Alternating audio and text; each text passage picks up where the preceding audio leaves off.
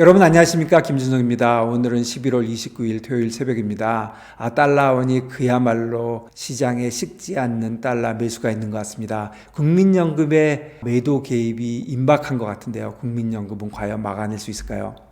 식지 않은 달러 매수, 야간 종가가 달러원이 1467원, 달러 인덱스가 99.40에 끝났거든요. 한번 보시면은요, 요게 14일입니다. 한국은행이 1475원에서 1450원 밑으로 밀어내렸는데 그 이후에 이런 식으로 올라왔고, 사실 이것도 중간중간에 계속 개입이 있는 상태거든요.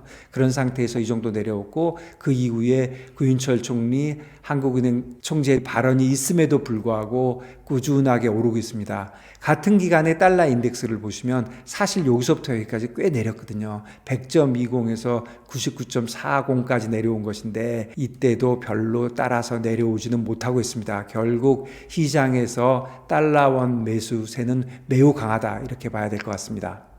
지난 수요일과 목요일 날 그야말로 어이없는 두 경제수장의 발언이 있었는데요. 11월 26일 구윤철 경제부총리는 환율 급등의 주범이 서학개미이고, 그래서 해외 투자 양도세 인상 검토가 가능하다, 이렇게 얘기했고요.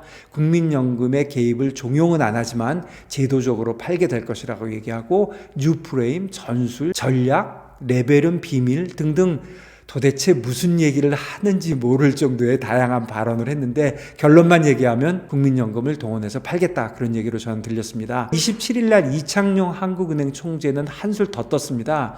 환율 급등은 단지, 그러니까 하나의 이유라는 거죠. 해외 주식 투자 때문이고, 특히 젊은 분들이 쿨하다면서 투자해서 걱정이 된다, 이렇게 얘기를 했는데 그야말로 부적절한 발언입니다.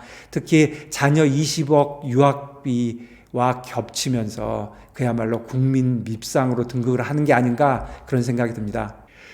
국민연금이 달러 매입을 단행할까요? 제 생각에는 1,500원 가는 길에 단행할 것이 확실시 된다고 생각합니다. 환율 정책의 신뢰성이 그야말로 바닥이거든요. 정부 대미 투자 방안이라든가 기업의 해외 이전 방지 등 이런 것이 구조적인 문제인데, 이런 거는 완전히 외면하고 있고요. 모든 것이 해외 투자 축소에만 집중하려고 하는 것이고요. 그 일환으로 국민연금을 압박하고 있으니 1,500원 가는 길에 국민연금이 매도할 것이다, 이렇게 보고 있습니다. 국민연금이 매도한다면 어떤 식으로 하는 건가요? 세 가지 방법이 있는데요. 하나는 해외 자산을 그냥 매도해서 달러 현물로 파는 겁니다. 개입 효과가 확실하죠. 두 번째는 기존의 해외 투자분에 대해서 선물안으로 매도하는 거죠. 그야말로 해지를 하는 것인데, 이거는 효과가 일본에 비해서는 제한적입니다. 그 선물안을 매입한 거래 상대방이 보유한 달러를 현물에서 매도하는 방식이거든요. 그런데 지금 시장에서는 달러를 보유하고 있는 사람이 상당히 있기 때문에 효과가 어느 정도 있겠지만, 보유 달러가 없을 때는 이런 효과가 없는 거거든요. 좀 복잡한 얘기지만 제가 나중에 따로 설명을 한번 드리도록 하겠습니다.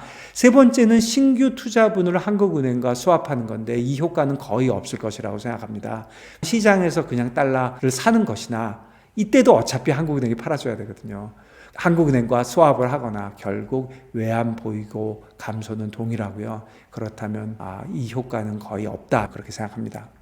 매도 후의 시장 전망을 해보면 1,470원에서 1,500원 사이에 매도할 것으로 예상이 되는데, 매도를 하면 하락할 겁니다. 하락을 하면 그때가 달러 매입의 기회다, 저는 이렇게 생각하고요. 매도 시점 수준에서 한 며칠간 20원에서 30원 정도 하락할 것이고요.